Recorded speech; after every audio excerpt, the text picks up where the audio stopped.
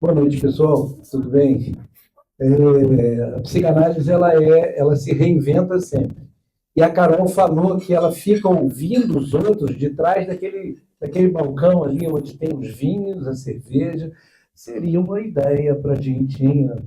Poder ouvir o outro de lá, né? Gente, boa noite. E é o seguinte, é muito bom estar aqui nesse projeto. É a segunda vez. E eu trouxe um tema que, para quem está acostumado, já foi meu aluno e tal, que veio já falar muito de clínica, eu trouxe um tema que ele aborda a clínica, porque não existe psicanálise sem clínica, ela foi construída pela clínica, mas eu estava até falando com a Raissa que eu estava nas férias de fim de ano, vendo alguns livros e textos antigos para jogar uma coisa fora, oferecer para aluno que queira e tal. E aí eu peguei um texto da época, eu até brinquei com ela, disse assim, de uma outra vida, porque já faz tanto tempo isso, em que eu dava aula de antropologia no Rio, antropologia cultural. E eu pensei nesse texto para levar para o seminário livre da pós, porque é um tema que é afim com a psicanálise, e eu falei assim, acho que isso aqui vai dar um samba, né, vamos dizer. E aí, quando eu estive aqui no mês passado com a Regina, né, e eu vi que a tendência do debate seguiu para uma coisa de contemporaneidade, o narcisismo da nossa época e tal. Aí eu digo assim, não, eu não vou levar vou fazer esse pessoal de cobaia. Depois eu levo meus alunos da pós. Então, quer dizer, eu sou bem avaliado lá, segundo o que eu aprender com vocês aqui. Mas então, esse texto de antropologia, eu acredito que qualquer um que lê se diverte, não só se diverte, como é bastante interessante. A ligação dele com a psicanálise aí vai ser a obrigação que nós temos aqui, nossa tarefa. Porque a ligação que eu faço é com o texto do Freud, o Totem e Tabu, que para as pessoas. Eu não consigo olhar um bebê.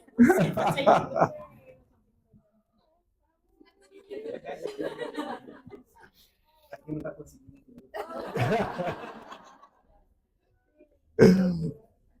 Então, estava falando, eu tento fazer uma ligação com o Totem e Tabu do Freud, porque na minha observação desse texto sobre essa pequena tribo latino-americana, existiu aquele objetivo que o Freud conseguiu com seu mito científico, como ele chamou, nessa tribo existia na realidade deles, no cotidiano. Só que não deu certo. Né? Não deu certo. Tanto não deu certo que esse estudo foi feito por um antropólogo francês chamado Pierre Clastres. E um sujeito assim, brilhante, estava junto com o Levi Strauss, mas ele teve um acidente de carro no início da década de 80 e veio a falecer. Então, esse trabalho até foi continuado, o acompanhamento com esse grupo, com o pessoal daqui, USP, o pessoal do Paraguai, porque é uma tribo que vivia no Paraná, no Paraguai, por ali. Então, por que eu entrei nessa parada de juntar Totem e Tabu com esse pequeno estudo sobre os Guayaquis, né? O nome dessa tribo era a tribo dos Guayaquis, que eles se autonomeavam Axés. Então, o texto Totem e Tabu aparece para Freud depois de uma certa angústia e evolução. Falar em Freud, você fala em evolução, porque ele estava sempre evoluindo naquilo que ele vinha pensando. Né? Ele era um cara que pensava hoje um negócio para daqui 15 anos ele elaborar e escrever. Né? Ele era um sujeito assim, obsessivo de. Eu não sei como é que ele conseguia, numa época sem computador, anotar tanta ideia e saber onde estava depois. Mas. Então, o Freud, de 1883, num artigo que não era nem psicanalítico, acho que a Ana nem vai saber desse artigo. Era um artigo que saiu junto com outros científicos que ele fez.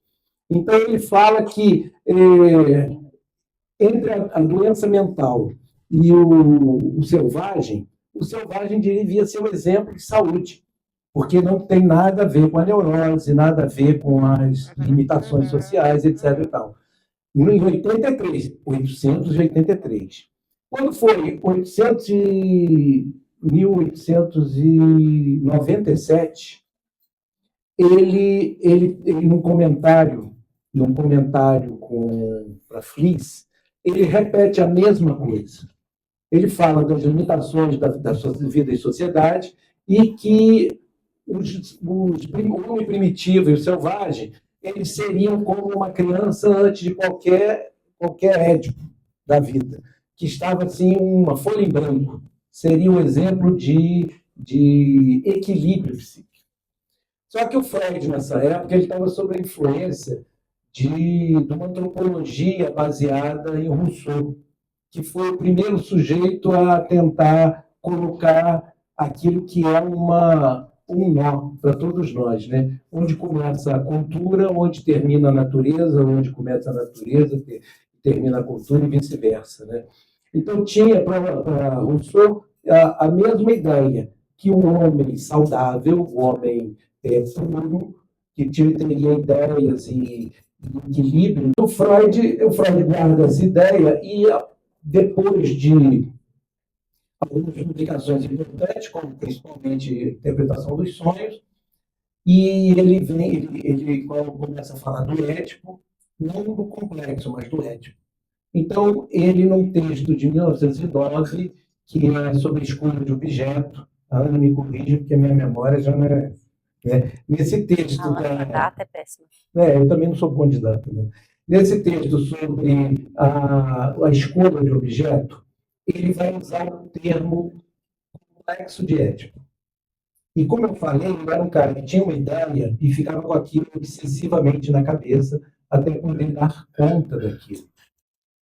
Ao mesmo tempo, ele estava trabalhando no livro do presidente Schreiber e ele viu na figura do pai do Schreiber alguém que o inspirou a pensar no pai da Horda Primitiva, que é o mito que ele publica no Totem Tabu, na parte 4 do Totem Tabu. Então, isso foi mais ou menos 1911, 12, por aí, que ele estava com essas ideias ali metabolizando na cabeça dele. 1912 a 1913, ele escreveu o texto Totem Tabu, que tem um livro composto de 4 capítulos. O que nos interessa mesmo é o último, é o 4. Ele precisava mostrar que, na sociedade, o complexo de Édipo também existia. O complexo de Édipo tinha uma universalidade. Freud era iluminista, então ele pensava em escrever alguma coisa que não tinha laboratório para provar, mas tinha as evidências factuais, né? Na realidade formal, daria a ele uma comprovação de que aquilo, que o complexo de Édipo realmente existia. E aí ele cria, nesse capítulo 4 do Totem Tabu, eu sei que tem muita gente aqui da psicanálise e muita gente que tem, talvez não conheça, eu vou passar a dar uma ideia geral.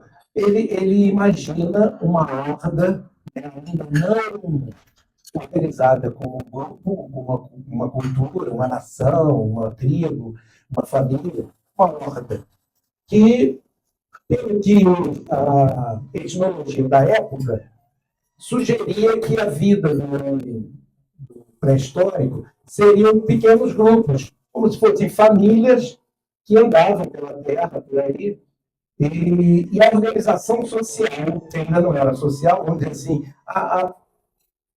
tempo e organização, ela se baseava na pressão, na força de um macho mais forte do grupo, que seria o que ele veio chamar o pai da horda.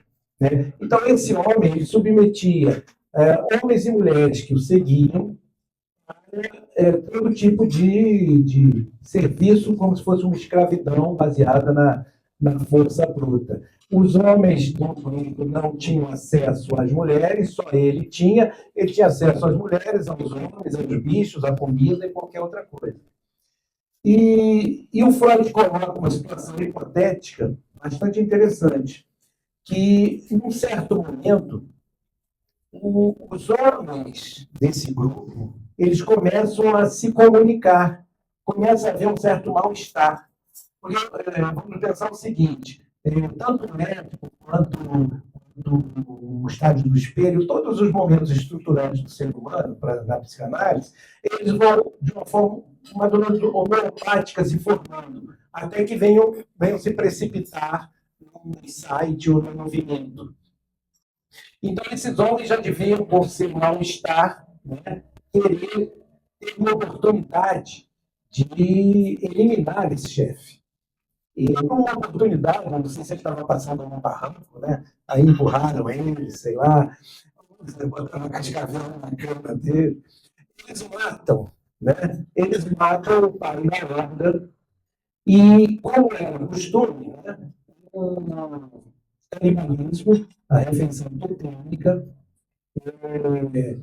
ela não se, vamos falar realmente, viu, gente? Não se comia qualquer um. Só se comia as pessoas que você gostaria de absorver algum tipo, alguma qualidade desse sujeito. Então, quem é que não queria participar da refeição totêmica daquele homem que impunha pela força, né, pela capacidade? Até a gente tem que ver que não era só força, ele devia ser estrategista também, né, para viver ali tantos anos sem ser molestado. Então, ele era a refeição totêmica festiva. E a gente pode imaginar o seguinte: na hora que está aquele bando se alimentando, um dos filhos olha para o outro olha para o um, olha para o terceiro, olha para o outro, e pensa o seguinte: quem vai ser o próximo? Mas quem vai ser o próximo a quê? A ser pai da horda ou a ser assassinado? Então, peraí, a gente tem que tomar uma providência. Porque, como todo ser humano, é possível que eles também soubessem que eles não são inteiros, são uma falta a ser. Eles podiam imaginar a plenitude do pai da horda, mas se percebiam dentro da condição humana, a falta a ser.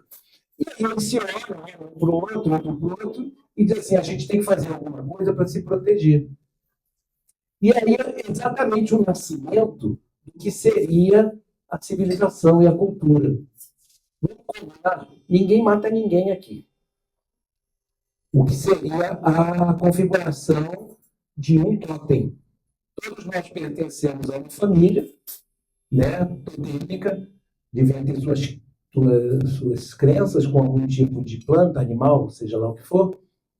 E nesse Freud não especifica qual era o totem seria aquele homem, né, morto, depois de morto. Combinar o seguinte: ninguém mata ninguém. Aqui da nosso totem, usando a palavra que vem posterior, ninguém mata ninguém. Mas eles perceberam que não adianta a gente combinar, não cometer a transgressão, se você não toma uma atitude em que a causa da transgressão é eliminada. E aí eles combinam o seguinte: não se pode casar com nenhuma mulher do totem. A gente tem que fazer uma barganha, trocar 2 mulheres daqui por 2 mulheres da outra tribo, sei lá o quê.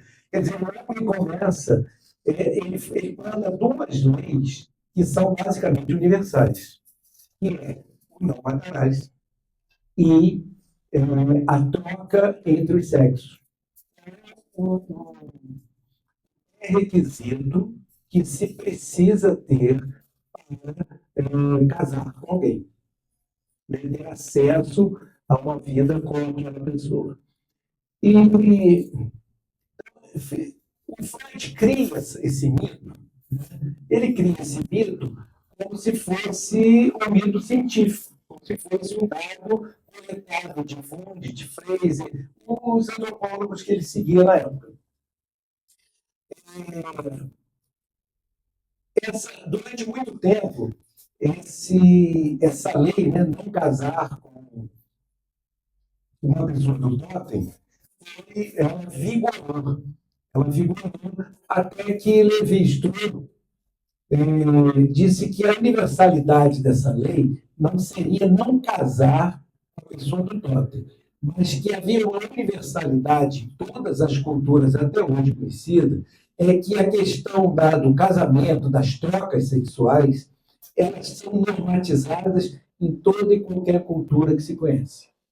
Não existe nenhuma que tenha total liberdade, seja ter que casar com um grau de parentesco, com nenhum grau de parentesco, com, sei lá, decidido por alguém, por algum pajé, algum chefe.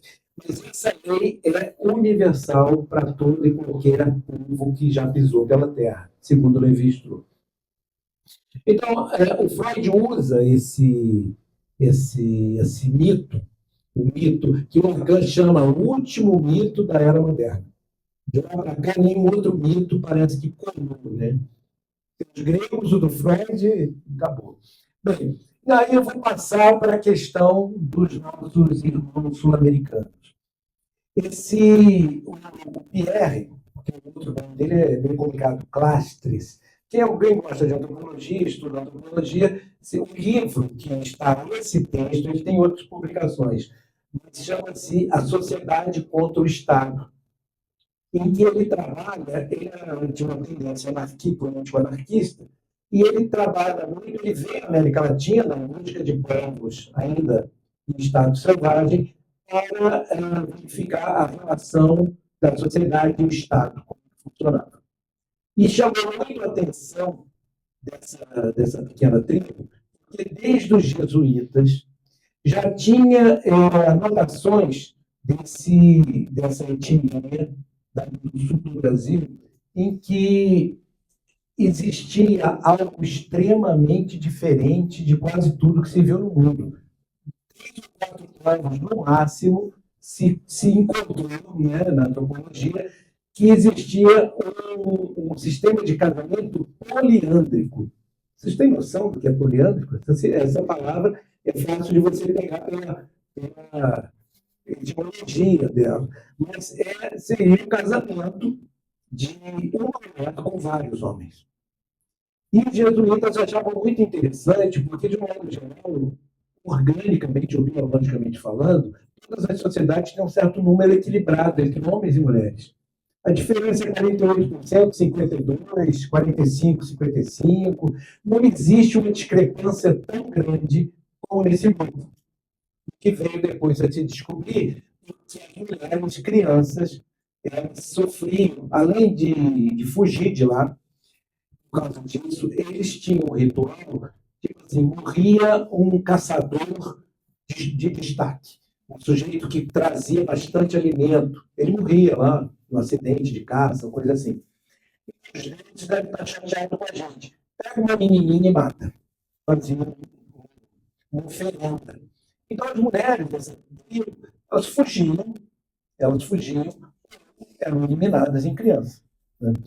Assim, sempre houve uma discrepância muito grande entre o número de homens e mulheres.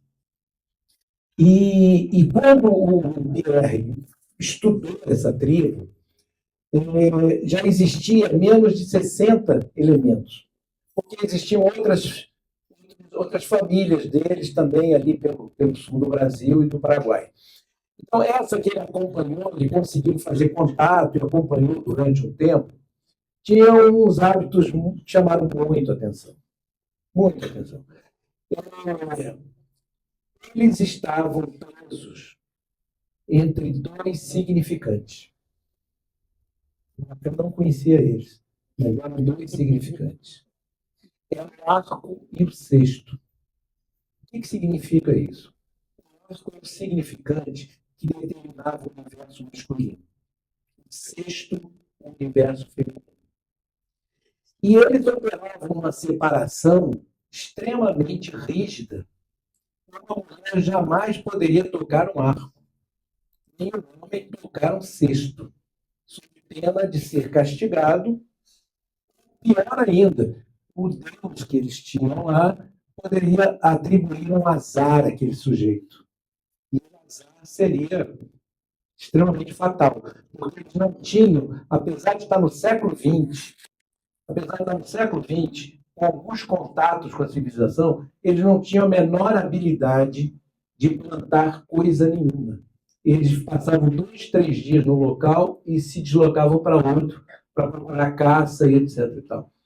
E as mulheres também fugiam, porque o trabalho das mulheres era muito pesado. Elas carregavam todos os mantimentos, as crianças,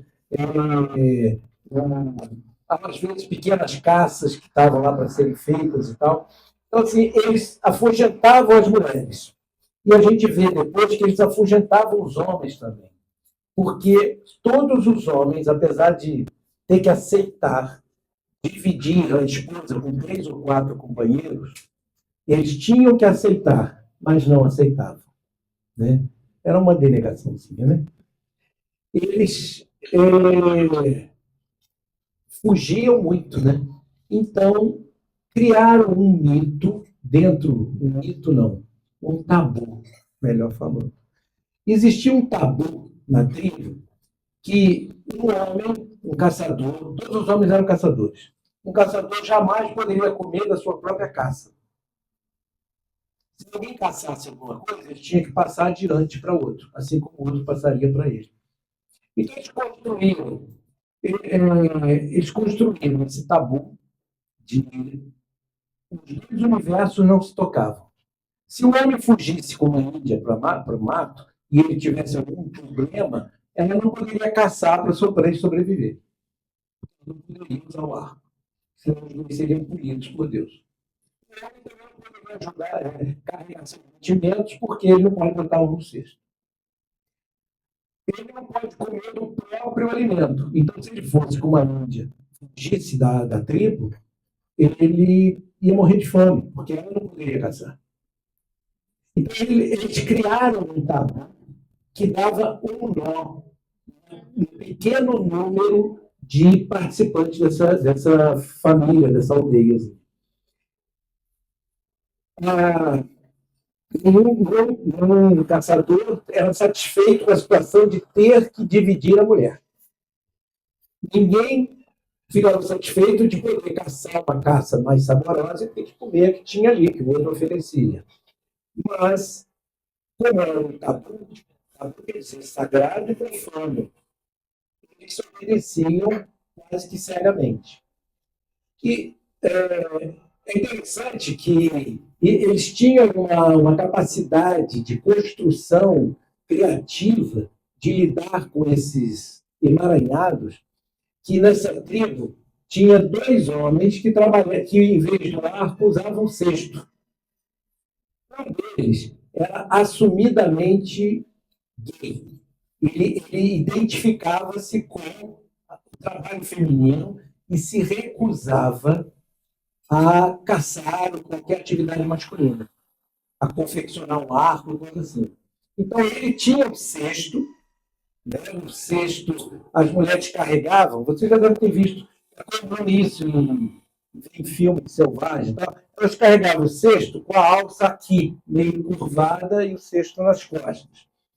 E o caçador carregava o arco atravessado no peito. Esse homem, que ele desistiu de ser caçador, desistiu da masculinidade, ele carregava o cesto como as mulheres. E tinha um outro homem que foi condenado por ser um azarado, porque ele cesto, porque ele não conseguia trazer caça suficiente, a conta dele, e ele sofria bullying dos homens e das mulheres. E ele era obrigado a usar o cesto, não o arco. Mas ele usava o cesto como se usasse o arco. Então, eles tinham detalhes mínimos para fazer a manutenção de fazer a coesão do grupo. Fazer a coesão do grupo. E a partir daí, eles foram construindo, através desses 2 significantes, o arco e o cesto, eles foram construindo uma ideia, uma teia de imagens, porque ali é imaginário puro, uma teia, uma cadeia de imagens em que aprisionava os elementos da tribo. Um negócio impressionante. Né? Eles não tinham escrita, tinham uma linguagem rudimentar, mas eu acho que aí o Freud ficaria muito contente, porque ele iria perceber ao vivo aquilo que ele tentou fazer com a Horda Primeva. Porque o Freud criou uma realidade para o homem pré-histórico. Uma realidade do quê? Da fantasia do homem atual. Atual do Freud e atual da gente. Então, assim, esse estudo antropológico desses caras mostra como é que o nosso psiquismo, seja selvagem, seja civilizado, ou é tudo a mesma coisa, nós temos uma capacidade de nos incomodar com a questão do incesto, com a questão do parricídio. E conseguimos resolver os nossos impasses com construções míticas que venham a lutar quase sempre para a preservação e conservação do grupo.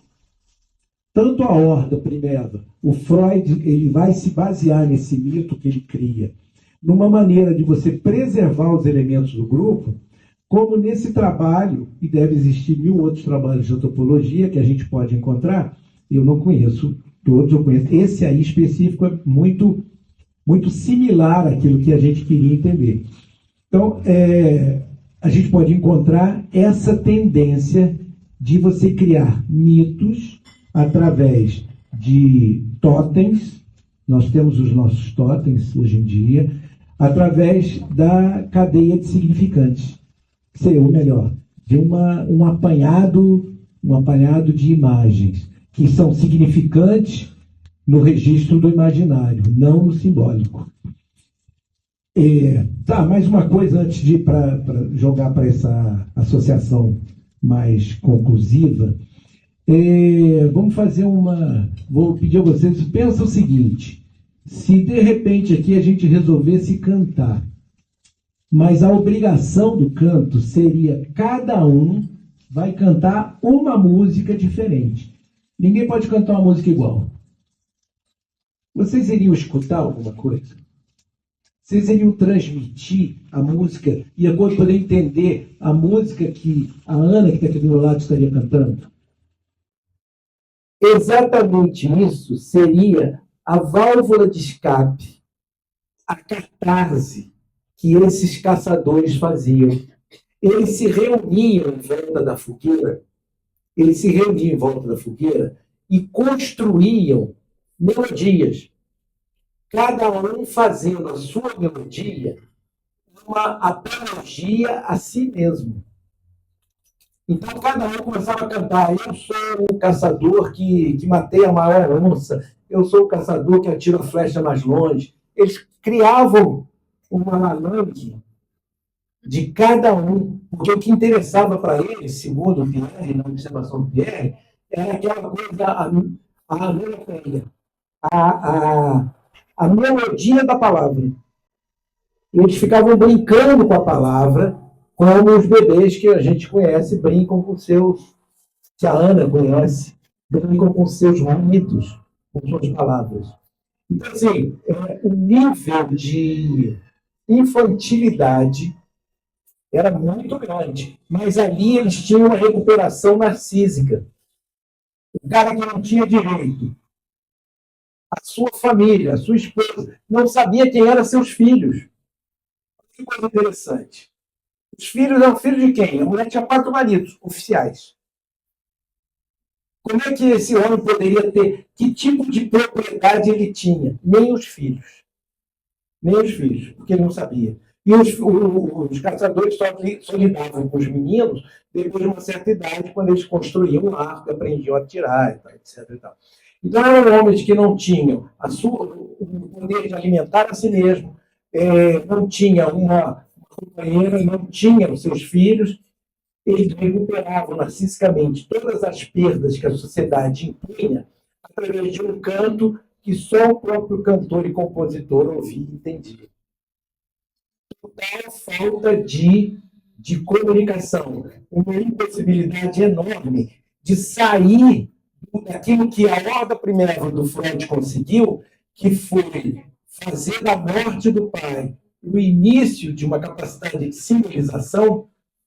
em que a falta do corpo daquele cara se transformou em palavra, a palavra da lei, que vem a dirigir, organizar a sociedade, essa tribo dos Guayaquis não conseguiu fazer essa passagem para o simbólico. E essa tribo desapareceu. Esse estudo foi nos anos 60, 70. E em mais ou menos 78, 79, 80, já não se encontrava mais nenhum grupo deles. Encontrava um ou outro trabalhando numa fazenda, alguns naquelas casas de abrigo para indígena. Realmente, aquilo tudo que eles lutaram tanto para preservar, não conseguiram. Desapareceu a tribo dos Guayaquis, né, nômades no sul do Brasil e do Paraguai. Existiam elementos, mas não aquilo que eles tentaram construir, mas eles não conseguiram sair do imaginário para o simbólico, para poder introjetar a lei. A lei só existia na presença do sujeito. Um vigia-voto. Não tinha introjeção da lei. E aí, eu pensei de trazer essa... Foi. Não, tudo bem. Eu achei que você ia falar uma coisa. Bem, então, o Coro estava falando que a ligação desse estudo com o Totem e Tabu é exatamente pelos os dois significantes, o arco e o sexto, que são significantes que não estão no simbólico, porque eles não são questionados. Eles são uma etiqueta.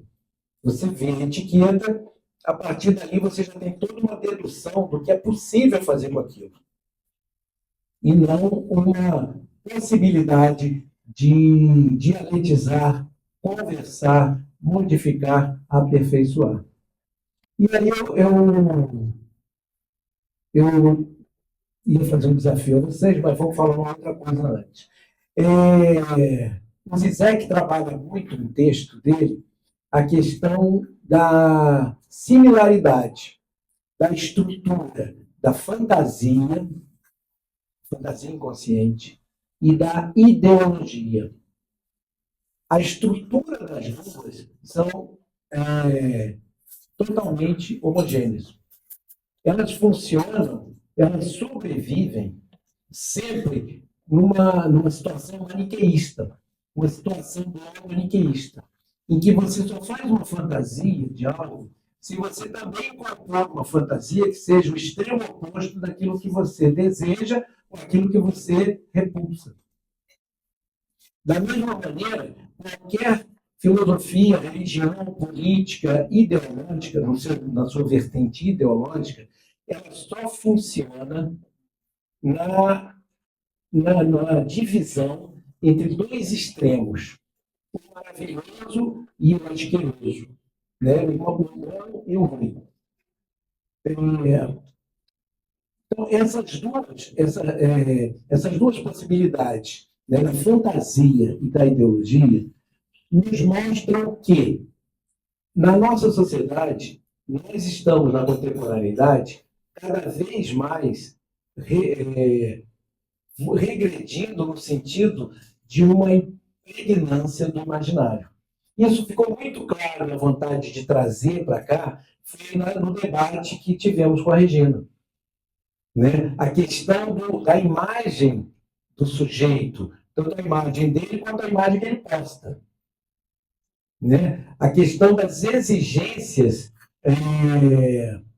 que todos nós nos impomos e impomos ao próximo, com uma vida extremamente regrada daquilo que a ética e o bom senso poderia fazer. Né? Então, assim, existe uma similaridade absurda entre a maneira como a gente pode ver um selvagem não letrado de uma tecnologia extremamente precária, sem saber plantar, sem saber colher, sem entender o ciclo das estações, mas entendia como fazer um controle social. E nós estamos vivendo, vocês podem pensar aí, todas as dicotomias que nós estamos submetidos na nossa pós-contemporaneidade.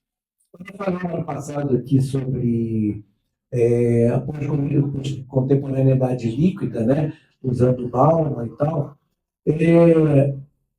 essa liquidez ela está sendo resgatada não você permitindo que o líquido se acomode de acordo com o vasilhame, mas você impondo um vasilhame homogêneo e igual para todo mundo. Então, em vez de você tentar transformar o líquido da nossa sociedade em algo mais consistente, consistente no sentido que Lacan usa essa palavra, né? Quando ele fala das consistências, ele coloca o real imaginário simbólico como três consistências que não podem sobreviver sozinhas, elas só podem sobreviver articuladas, três. Tira uma, desarma as outras duas. Então, nós estamos, em vez de tentar evoluir no sentido de dar uma consistência à nossa sociedade líquida, nós estamos tentando fazer com que o líquido se obedeça àquilo que seja não criativo, não espontâneo, não renovador. E aí a gente pensa, né? Qual é o lugar da psicanálise numa sociedade que está nesse caminho? A princípio, todo mundo já sabe que nós estamos na contramão. Nós estamos totalmente na contramão. Vocês podem ver que a procura por um imediatismo do alívio dos sintomas é exatamente você, em vez de deixar que o líquido se espalhe, forme dentro de uma forma natural, que a subjetividade de cada um possa se manifestar, né? Nós estamos usando todo um arsenal farmacêutico para amarrar essa criatividade que está presa. Quando a gente fala do mal-estar da civilização lá da hora da Primeva, que eles estavam com mal-estar pelas imposições, não mudou nada. O mal-estar está presente. E nós perdemos a capacidade de fazer o que eles fizeram. E nós estamos num caminho muito mais próximo de uma solução de cada um cantar seu canto. Cada um cantar seu canto. A individualidade, o egoísmo, ele dá um prêmio para o narcisismo de cada um. Mas onde é que está as trocas, né? Onde é que está a nossa possibilidade de enlace? Né? Estamos cada vez mais solto, mais preso nisso aqui, que solto do outro. Como as três velhinhas barbantes do Lacan, que estão tentando ficar equilibradas sem estarem ligadas umas às outras. Né? Então, assim, basicamente, o que eu queria trazer era isso. Não sei se frustrei vocês com alguma coisa, porque o pessoal está acostumado a ouvir falar de clínica. Né? Mas agora eu queria ouvir vocês.